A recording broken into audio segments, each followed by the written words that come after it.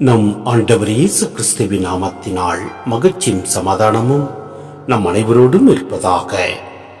Mark 12:28-34 முடிய. அவர்கள் வாதாடிக் கொண்டிருப்பதை கேட்டுக்கொண்டிருந்த மறைநூல் அறிஞருள் ஒருவர் இயேசு அவர்களுக்கு நன்கு பதில் கூறிக்கொண்டிருந்ததை கண்டு அவரை அணுகி வந்து, அனைத்திலும் முதன்மையான கட்டளை எது என்று கேட்டார். அதற்கு இயேசு, இஸ்ரேலே கேள், நம் ஆண்டவராகிய கடவுள் ஒருவரே ஆண்டவர். உன் முழு இதயத்தோடும் முழு உள்ளத்தோடும் முழு மனதோடும் முழு ஆற்றலோடும் உன் ஆண்டவராகிய கடவுளிடம் அன்பு கூறுவாயாக என்பது முதன்மையான கட்டளை. உன் மீது நீ அன்பு கூறுவது போல் உனக்கு அடுத்திருப்பவர் மீதும் அன்பு கூறுவாயாக என்பது இரண்டாவது கட்டளை. இவற்றை விட மேலான கட்டளை வேறு எதுவும் இல்லை என்றார்.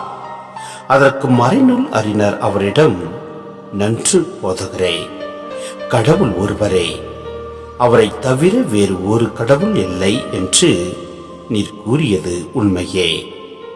அவரிடம் முழு இதயத்தோடும் முழு அறிவோடும் முழு ஆற்றலோடும் அன்பு செலுத்துவதும், தன்னிடம் அன்பு கொள்வது போல் அடுத்திருப்பவரிடமும் அன்பு செலுத்துவதும் எரிபலிகளையும் வேற்றுபலிகளையும் விட மேலானது என்று கூறினார். அவர் அறிவு திறனோடு பதிலளித்ததை கண்ட இயேசு அவரிடம், நீர் இறையாட்சி நின்று தொலையில் இல்லை என்றார்.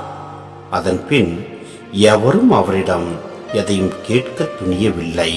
சிந்தனை: நம் ஆண்டவரை அன்பு செலுத்துவது என்பது பெயரளவில் இல்லாமல் முழு இதயத்தோடும் முழு உள்ளத்தோடும் முழு மனதோடும் முழு ஆற்றலோடும் நம் ஆண்டவராகிய நம் கடவுளிடம் அன்பு கூற வேண்டும். மேலும் நாம் நம் மீது அன்பு கொள்வது போல் அடுத்து இருப்பவர் மீதும் அன்பு கூற வேண்டும். அதாவது, தேவையில் உழல்வோருக்கு வேண்டிய அனைத்தையும் நாம் செய்கின்ற போது நம் ஆண்டவர் நிறைவாய் நம்மை ஆசீர்வதிப்பார்.